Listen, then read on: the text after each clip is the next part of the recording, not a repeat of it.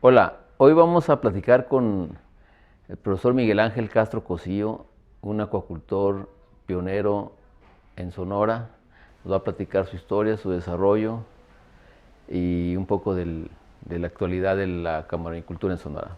Profe, bienvenido a Panorama Acuícola.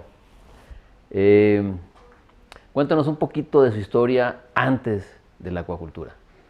Gracias, Salvador, por habernos invitado. Estoy muy contento por estar aquí con ustedes y sobre todo agradecerte porque en las páginas de esa revista tan tuya hemos aprendido mucho los acuacultores. Gracias. Bueno, yo te puedo contar en lo relacionado con la acuacultura antes que de tener una granja en poder de nuestra organización y de los ejidatarios. Nosotros éramos luchadores sociales por la tierra y la libertad. Durante muchos años, siendo yo muy joven, me tocó encabezar las luchas agrarias de los campesinos y un buen día llegó a ser tan grande la presión que el gobierno federal y el gobierno del estado crearon un programa llamado Programa Agrario Integral de Sonora y ellos son los impulsores de la acuacultura realmente. Hay que reconocerle y darle al César. ¿Qué años A fueron esos? finales de la década de los 80 hubo grandes movilizaciones que fueron continuadoras de aquella lucha de San Ignacio Río Muerto, de los campesinos de San Ignacio Río Muerto. Entramos nosotros en escena y dirigimos los grupos de solicitantes de tierra. En el 88, 89, a finales de esa década se crea el programa y tanto el gobierno del estado como el gobierno federal impulsaron el famoso Programa Agrario Integral de Sonora y propusieron al grupo de solicitantes de tierra que entráramos al terreno que nosotros no conocíamos. Nos entregaron tierra porque éramos solicitantes y por decreto presidencial entregaron las tierras a los distintos grupos en Sonora. Entregaron 5,000 hectáreas a muchos grupos de solicitantes de tierras y entre ellos íbamos ahí nosotros. ¿Quién fue el creador intelectual de ese programa que finalmente solucionó, por un lado, la escasez de tierras con vocación agrícola, que ya no había tantas para repartir, y creó un nuevo polo de desarrollo con tierras que no eran aptas para la agricultura, pero sí para la acuacultura, en este caso el camarón? ¿A quién le podríamos atribuir el mérito intelectual, ideológico de hacer ese movimiento? Bien, yo creo que fue Hilario Valenzuela, un ingeniero que conjuntamente con Abelardo Rodríguez, otro ingeniero de Sinaloa, habían ya conocido lo que se estaba haciendo en la parte sur o norte de Sinaloa, perdón, que se estaba haciendo en la zona de Guasave, del Patagua y todo eso, conocían los proyectos y dijeron, ya no hay tierra que repartir, ahora queda una gran parte de terrenos nacionales a la orilla del mar, ahí se puede sembrar camarón. Muchos de los funcionarios del gobierno y nosotros los dirigentes pues no creíamos en eso porque no sabíamos. Es más, aún yo siendo originario de La Paz, Baja California, no sabíamos mucho de la acuacultura. Y decidimos entrarle nosotros como dirigentes bajo la responsabilidad de nosotros, obviamente porque ya no nos quedaba de otro. Ciertamente ya se había afectado parte del latifundio sonorense, no querían afectar la zona serrana porque Sonora ha sido siempre una zona más dedicada a la ganadería y a la agricultura que a la pesca y al mar, menos a la acuacultura. Sin embargo, con la participación de estos hombres visionarios y funcionarios, le propusieron al gobernador Félix Valdés la creación del programa y él a su vez a nivel nacional, cuando era secretario de la reforma agraria, Víctor Pacheco, nos propusieron a nosotros y nosotros levantamos la mano. Por cierto, en aquel entonces nosotros teníamos el lujo de ser 12 grupos y de los 12 democráticamente decidimos y solo decidieron entrar 2 ejidos. 2 ejidos. Es decir, nosotros empezamos con 2 y posteriormente fue creciendo el número de ejidos que se fueron sumando cuando vieron algunos resultados. Cuando vieron algunos resultados, ya se fueron sumando no solo a la actividad, sino también a la organización que representaba la vanguardia en la lucha por la tierra. Para ellos, como ya ejidatarios o campesinos, ¿cómo fue el proceso de adaptarse a la acuacultura y de entender que se trataba de producir camarón en un entorno en el que no existía esa actividad? ¿Fue fácil? ¿Fue complicado? ¿Tú cómo lo ves? ¿Cómo fue para ti eso? Fue muy difícil porque al inicio incluso a mí mismo me acusaron de traidor porque había abandonado la lucha por la entrega de tierras de vocación agrícola y ganadera. Como ellos eran jornaleros agrícolas, trabajaban y estaban ligados al sueño del solicitante de tierra y que tenía en su cabeza la idea que tenían que sembrar trigo, maíz y los cultivos básicos. Ciertamente no conocíamos nada, pero el mismo gobierno y el mismo programa del Programa Agrario Integral de Sonora nos vinculó con el Instituto Tecnológico de Sonora, el ITSO, y ahí fue donde fue la verdadera fusión y el nacimiento del pensamiento científico aplicado al mar en el caso de la acuacultura. El gobierno diseñó un programa de capacitación y allí en las aulas del ITSON nos capacitamos los campesinos, los dirigentes, aún incluso los biólogos y técnicos que habríamos de trabajar más tarde en las granjas camaroneras, básicamente del sector social. De ahí a cuando llegaron a la primer cosecha, ¿cuánto tiempo pasó? Bueno, pasaron alrededor de 2 años. Las primeras cosechas fueron muy difíciles. Parecía que se le daba la razón a los pesimistas que nunca iba a haber camaronicultura en Sonora por los problemas que había de los drenes agrícolas y de las ciudades que iban a dar al mar y a las bahías y a los esteros. Que pasaban por las granjas, y en que todo pasaban, caso, ¿no? Y que iban ahí y que estaban en los terrenos inhóspitos todavía, de terreno que eran marisma improductiva prácticamente. Nadie creía que ahí se podía dar. Y las primeras granjas alcanzaron una producción de 668 kilos por hectárea. Entonces, los primeros años fueron muy difíciles, fueron de fracaso. Hubo desánimo, ganas de abandono, gente abandonando, así. Y entonces el gobierno del estado vuelve a tomar la batuta y crea un programa a través del Fondo de Fomento a la Acuacultura en el estado de Sonora, y allí vienen y aparecen otros nombres como Ernesto Garmendia, Miguel Ángel González, y ahí aparece el organizador y productor como Miguel Ángel Castro Cosío, que dejó ya de ser el luchador por la tierra y ahora a enseñar a organizarse, a producir, elaborar estatutos, reglamentos, programas y a educar y a poner el ejemplo de que había que trabajar a marchas forzadas, y seguimos luchando y peleando hasta que empezaron a llegar los primeros recursos que nosotros logramos también con lucha popular, con lucha social, porque seguimos presentes en las tomas de tierras en diferentes partes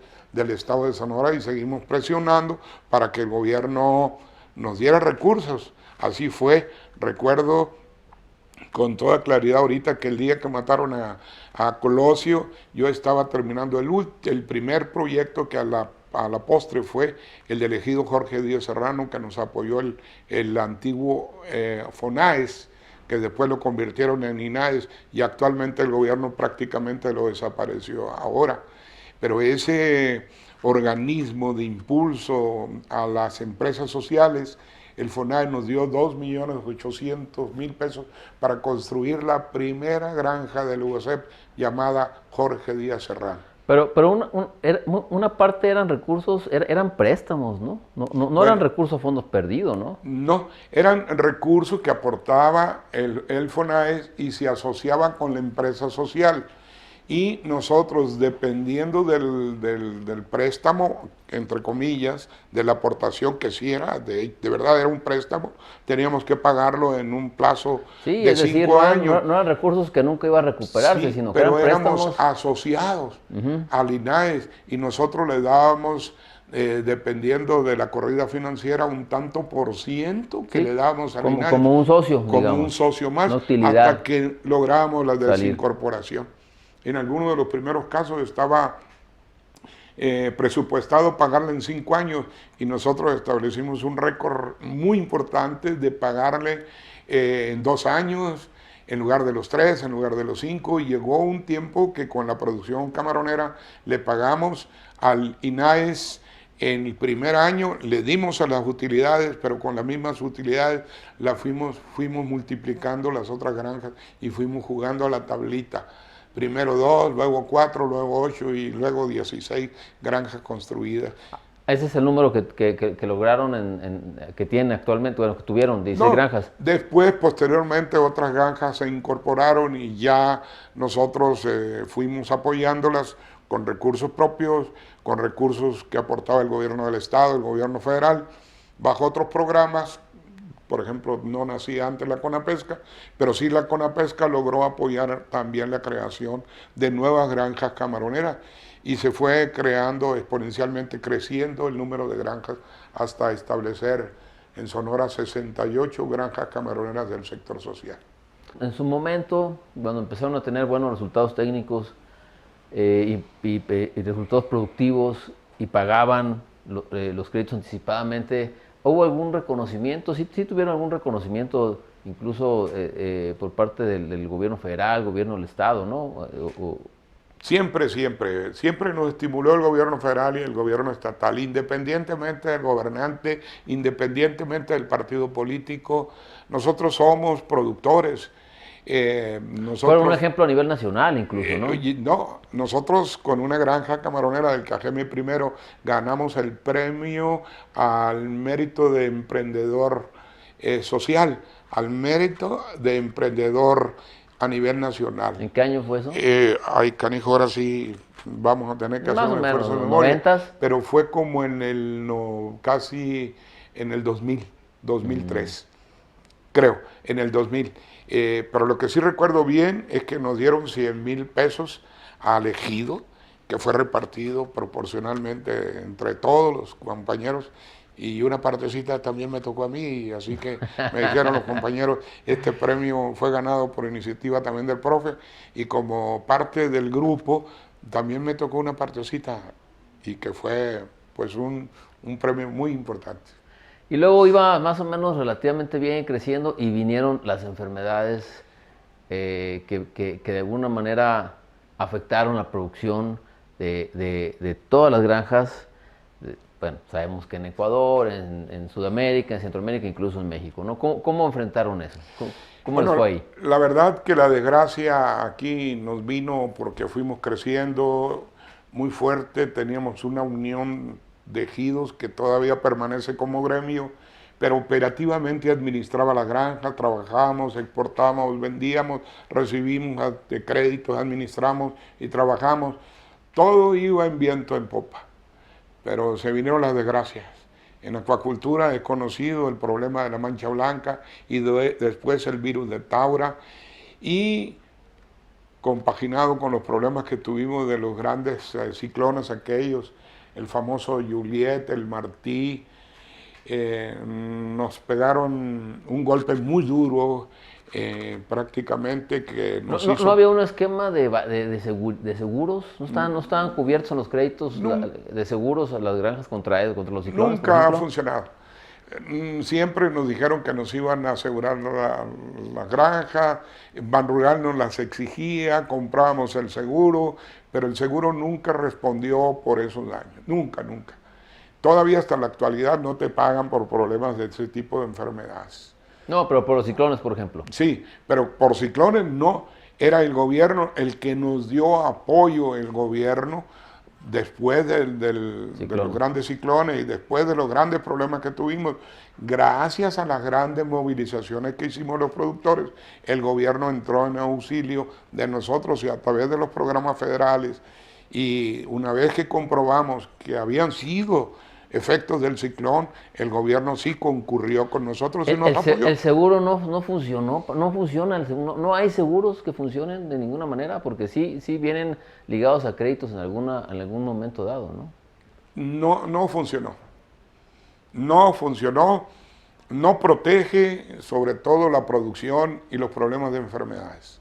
Que eso es lo más grave, te protege contra un incendio, contra un huracán, perdón, contra una explosión de un terremoto, contra un terremoto con una explosión de un volcán y esas cosas inexistentes a la orilla del mar, pero por los problemas reales de ciclones y eso no hay protección, no hay aseguranza, ¿no? Entonces todo el tiempo la institución federal decía que sí, pero no había programas de esa naturaleza. Bueno, eso fue lo que nos golpeó severamente. ¿Tú considerarías que ese quebranto, porque hubo un año que me recuerdo que se combinó problemas de enfermedades y ciclones juntos? ¿Tú crees que fue un quebranto de, así hablamos en términos de dinero, de qué magnitud podríamos suponer, en términos muy generales? No, fueron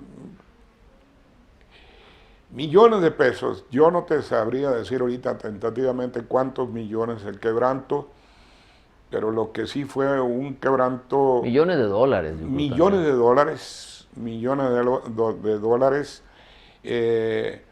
Los créditos, las granjas quedaron endeudadas. Sí concurrió el gobierno federal, por cierto, en la época de secretario Javier Usabiaga, el gobierno federal nos dio 90 millones de pesos por ese desastre, que fueron entregadas directamente, desde entonces, directamente a los productores.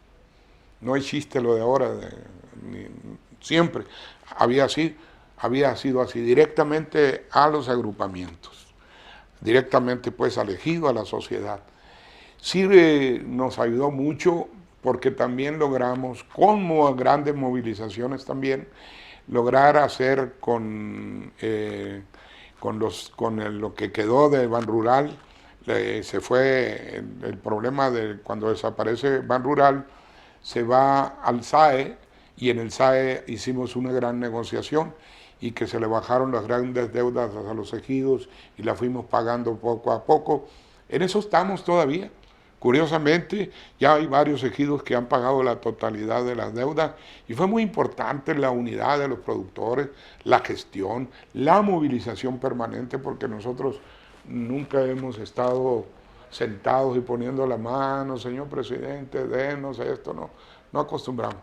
Nosotros luchamos permanentemente sin bajar ni arriar nuestra bandera de lucha y logramos convencer al gobierno que sí concurrió, pero además con el SAE logramos unos acuerdos muy grandes. De deudas que teníamos de 38 millones de pesos, las logramos bajar a 2.200.000, 2.300.000, unas incluso hasta 1.800.000 y la pagamos en un término de 3 años. Con amortizaciones que fuimos dándole, acordándolos con ellos, pero obteniendo el recurso de la granja que rentamos o que nos asociamos con grandes productores también en Sonora. Posiblemente faltó un poco un rescate a tiempo, ¿no?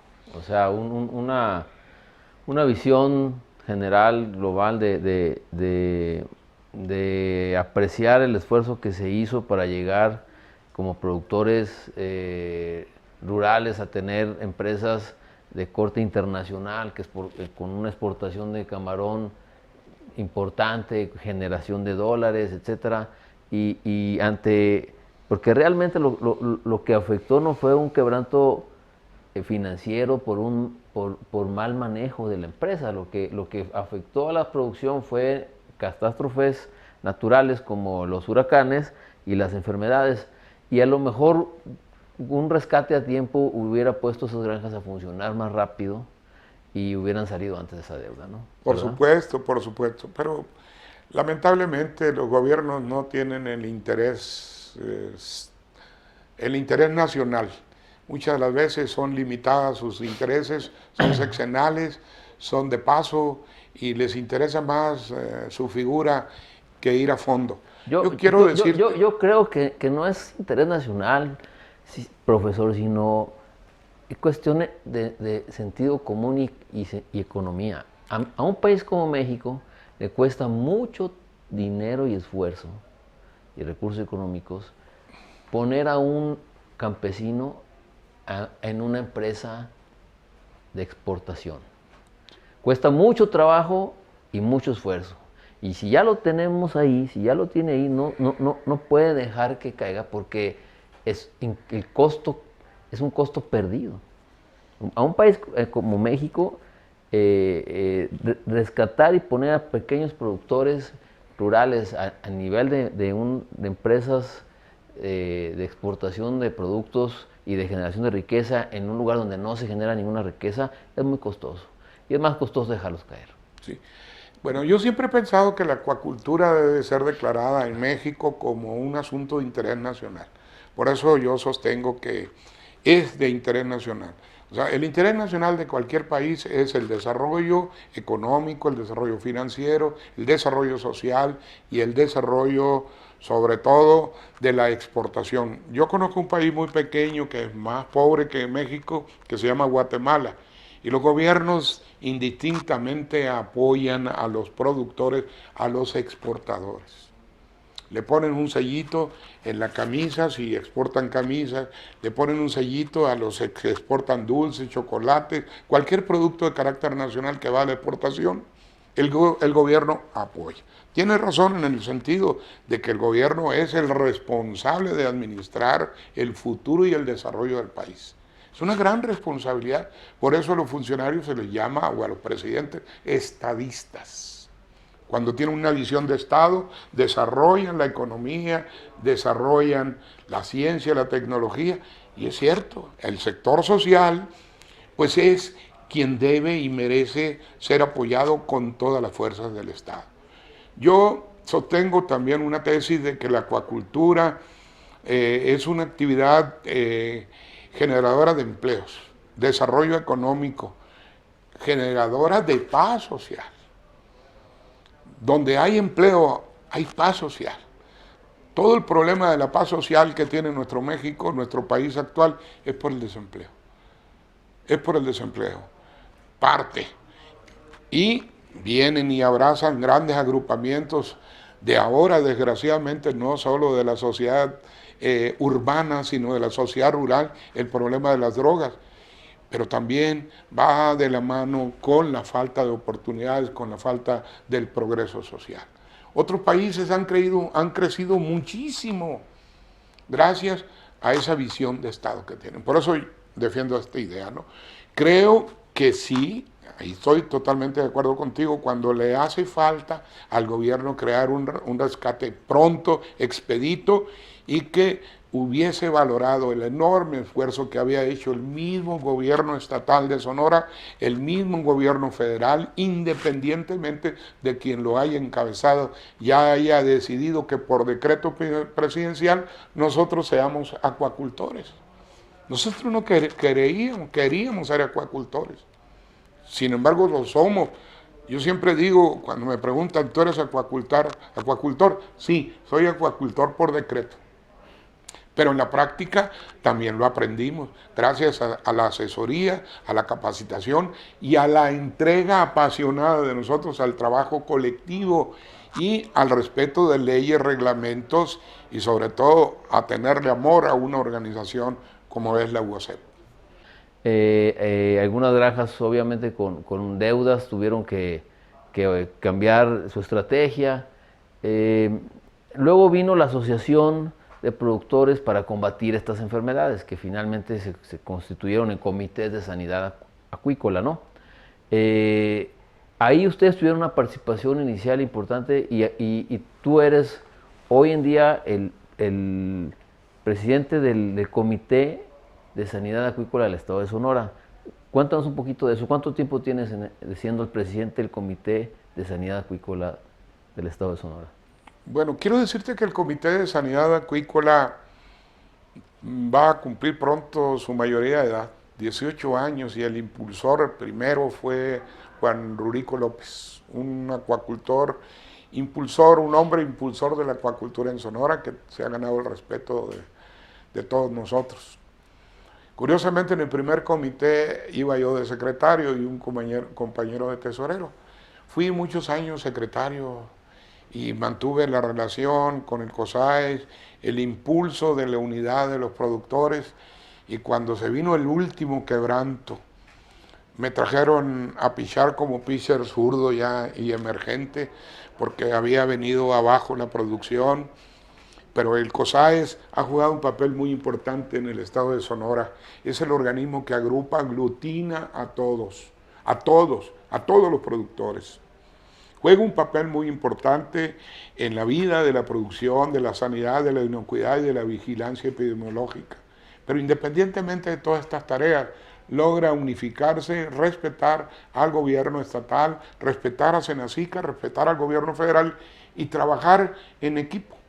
Y esa forma de trabajar, entre otros, impulsado por Miguel Humberto Lea, el propio Juan Rurico y Miguel Ángel Castro y otros compañeros, logró que cohesionáramos al COSAE. Finalmente, después del último quebranto que tuvimos, ¿Cuándo fue eso? ¿En qué año fue? En el 2013, con se nos vino abajo por la muerte temprana otra vez la producción, logramos producir 82,000 toneladas, un récord. Y de repente se nos viene el quebranto a pique por problemas también de enfermedades. Ahora ya no había que echarle la culpa al sector social, al sector privado, a los biólogos, a los directivos. Fue la misma naturaleza que cobró esa factura. Nos llevó a la lona y de allí en 1913 se viene este problema y me nombran a mí.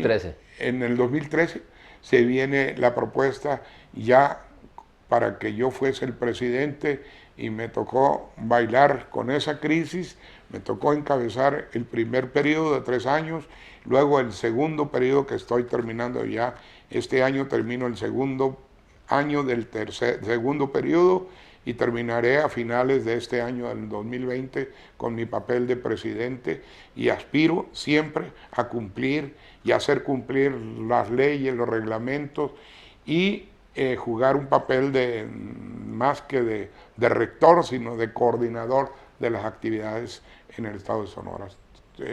He tratado de cumplir pues con mi papel y afortunadamente cuento ahorita con el apoyo de las 14 juntas locales de Camarón, más 2 juntas locales, que sumamos 16 en el estado de Sonora, y con el respeto del gobierno, que siempre ha respetado mi forma de pensar y sobre todo mi forma de actuar.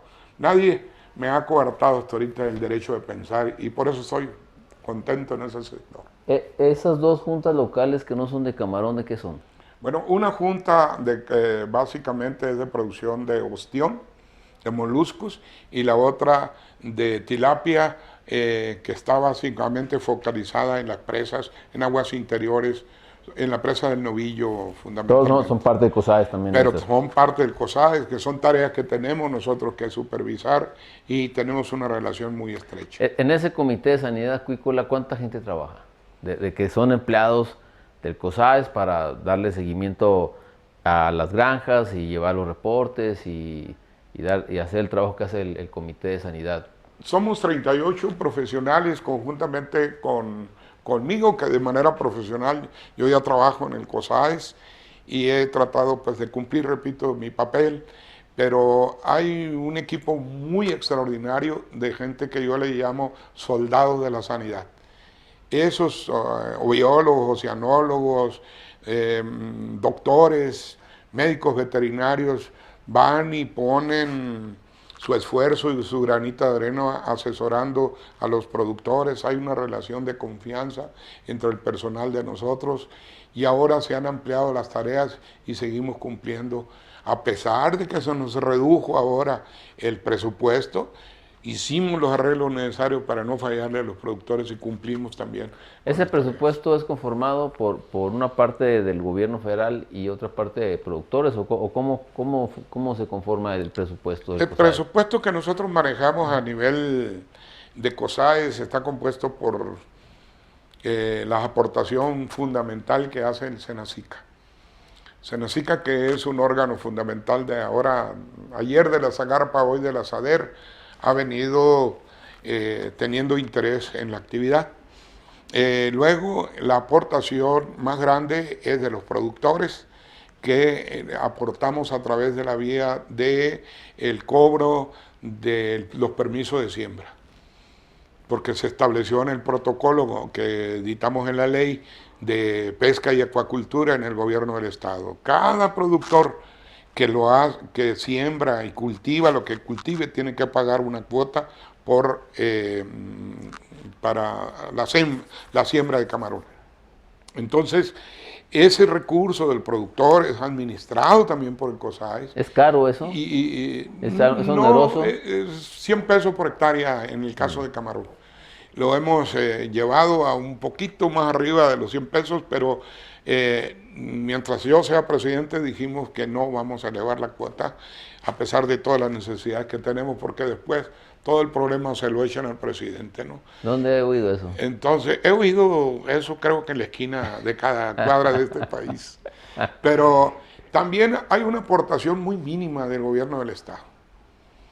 Más bien la aportación del gobierno del Estado yo la considero que es una aportación sui generis, más de estímulo, de apoyo, de presencia, siempre está presente, independientemente del color, siempre han estado con los acuacultores, unos más, otros menos. Una aportación honorífica. Pero honorífica, aportan realmente muy poco, aportan para otras actividades muy grandes, mucho más para la ida a cantar de un cantante de aquí de Guadalajara recientemente que para las actividades de acuacultura y de pesca.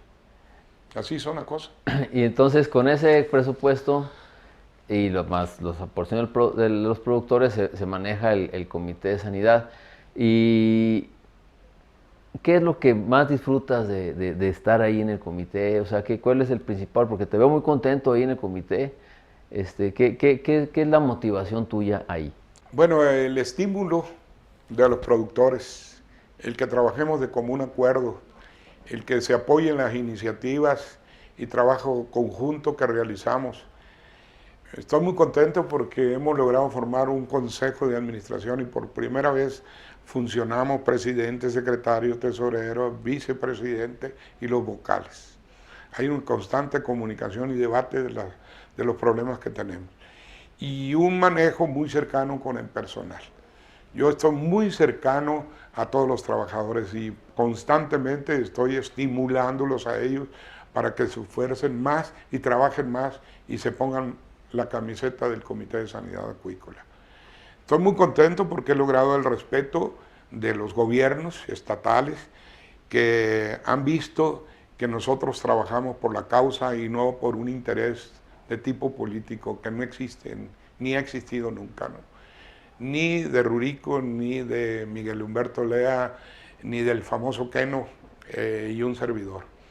Nosotros separamos ese tipo de actuaciones, no nos confundimos, trabajamos para los productores. Y sobre todo, por supuesto, contento porque los productores han visto que el COSAES está cercano a los productores y contribuimos a lograr mejores resultados. Hoy se abren las puertas de todas las granjas camaroneras, hoy hay aplicación del reglamento, del protocolo, cumplimos tácitamente con él y tenemos una relación de coordinación con los 3 comités de sanidad, el sanidad vegetal, el sanidad animal y el sanidad acuícola.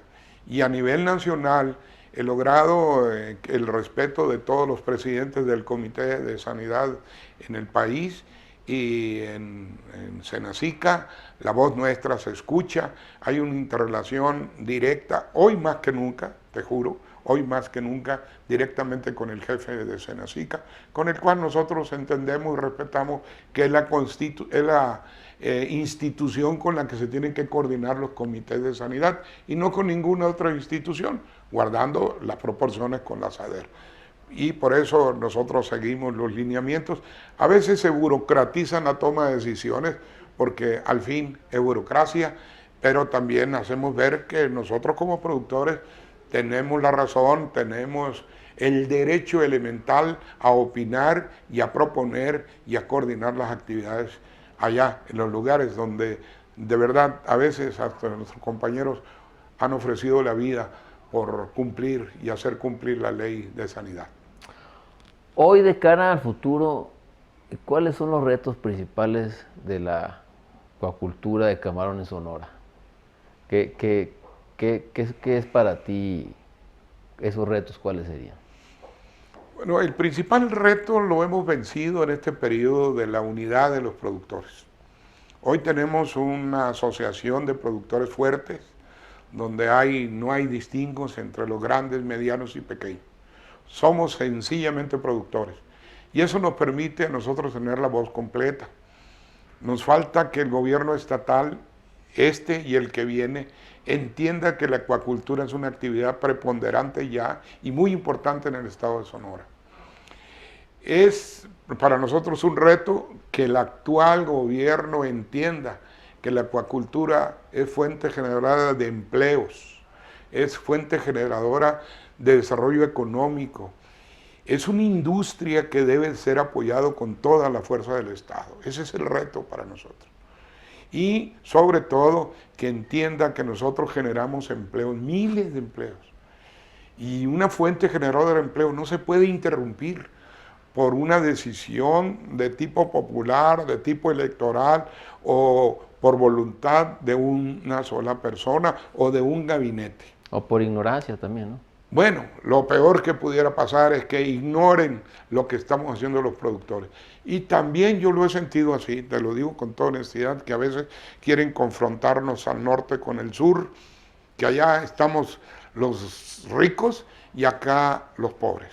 Quiero decirte que en Sonora, básicamente, hay también pobreza, hay indígenas, hay más de 500,000 de sonorenses que viven en extrema pobreza.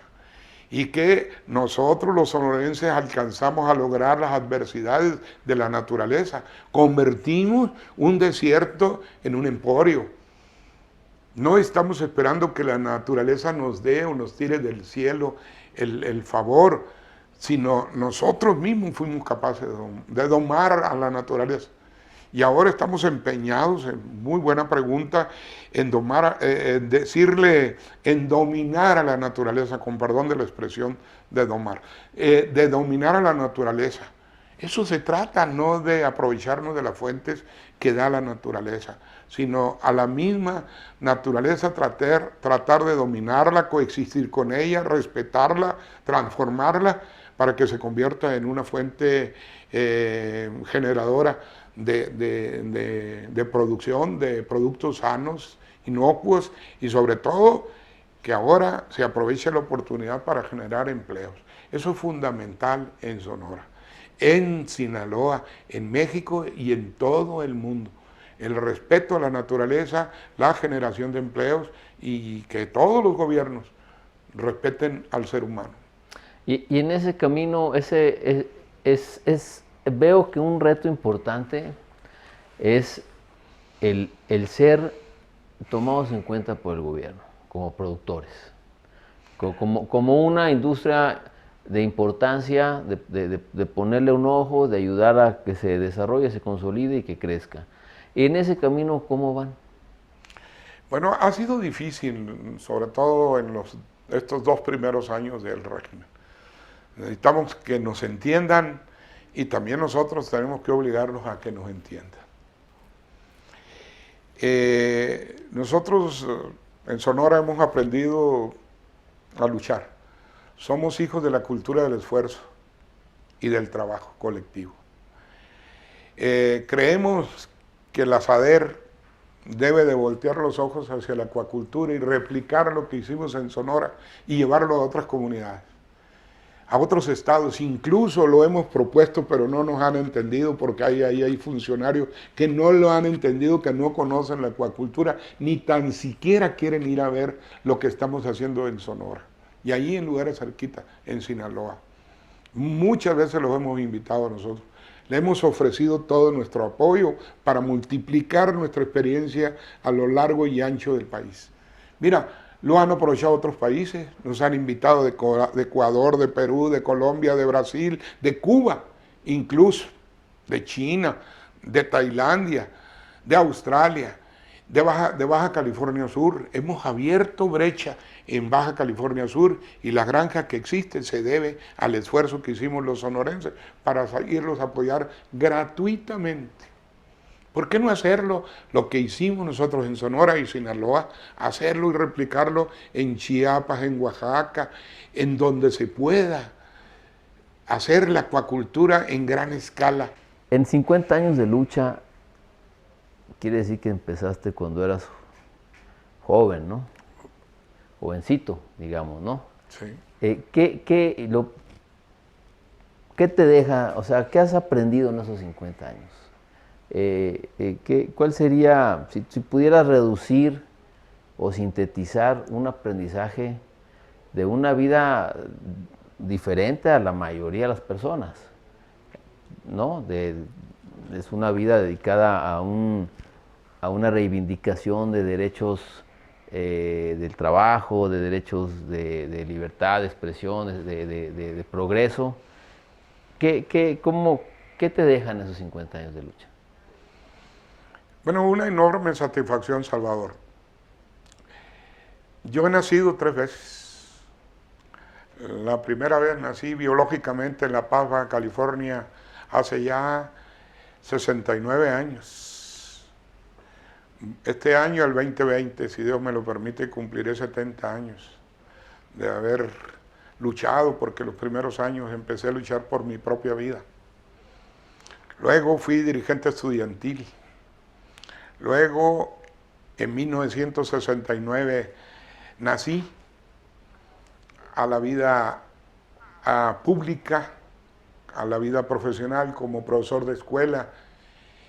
En el segundo nacimiento le agradezco mucho a la educación porque me permitió comunicarme con los indígenas yaquis, que no los conocía, y gracias al fútbol me comuniqué con esa comunidad, trabajé junto con ellos, aprendí de ellos cómo vivían en la miseria, en la pobreza, pero que tenían un gran corazón. Y ahí es donde digo yo que nací como un luchador social. ¿Qué me ha dejado? Ser un dirigente que ha sido capaz de luchar con la misma bandera durante tantos años. Y haber luchado por la tierra y haber sobrevivido porque compañeros míos murieron en el intento. Y haber ganado la tierra y haberle entregado a los campesinos, haberla trabajado, haberles enseñado a trabajar de manera colectiva, a fortalecer al ejido, a fortalecer los organismos de segundo nivel y sobre todo haber logrado la unidad del sector social y del sector privado en Sonora, de los camaroneros, y ahora trabajamos juntos. Y haber logrado ser presidente del Comité de Sanidad Acuícola en representación hace años del sector social, que aparentemente estaba vetado.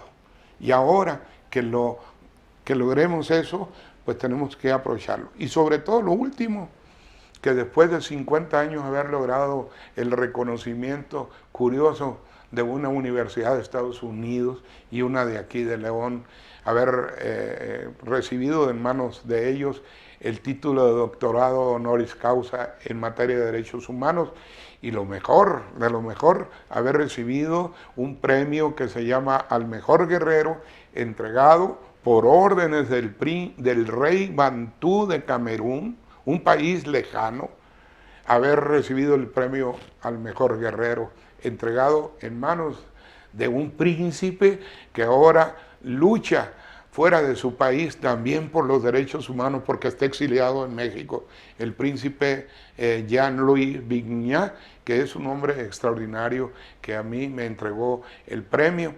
Y con eso, acabo de decir, me han pagado los años de lucha y sobre todo haber tenido el reconocimiento y la amistad de mucha gente, es lo más valioso. Fuera de los premios, lo más valioso es haber logrado tu amistad, haber logrado amistad de un hombre extraordinario, Javier Usabiaga, que era un productor con nosotros, pero que tuvo el carácter de haber aportado recursos para haber creado el primer comité de sanidad acuícola en Sonora, don Javier Usabiaga. Haber logrado la amistad de doña Rosario Ibarra de Piedra, compañera de lucha, y haber logrado la amistad de mucha gente en el país y en el mundo. Eso es un logro muy grande. Muy bien, ¿algo más que quieras agregar? Dar las gracias a tu revista, sobre todo que ha sido un ejemplo de persistencia, un ejemplo de existencia por sí mismo, por el gran esfuerzo que tú has tenido para lograr un equipo profesional que impresiona a veces por la calidad, el tipo de reportajes de todo tipo, muy variado y muy gustado, y sobre todo muy disfrutada en el mundo, que yo siempre voy a decir que lo escrito permanece más que lo leído de manera espontánea. Yo opto por que no se pierda la escritura, porque no se pierda lo gráfico y los testimonios que aportamos, los que poquito aportamos, pero que quede ahí, porque lo que escucha luego se va y se pierde como el viento, y esto no permanece. Gracias a ti y gracias al equipo que trabaja con Panorama Acuícola. Y un saludo, aprovecho, para todos los acuacultores del mundo. Y un día estará en lo más alto de la cúspide del desarrollo económico y social, la acuacultura. Eso estoy totalmente seguro. Bueno, pues muchas gracias, profe, por haber compartido todos tus pensamientos, tus ideas y tu experiencia con nosotros y con la audiencia que va a ver este video. Seguramente va a ser una motivación para todos. Muchas gracias.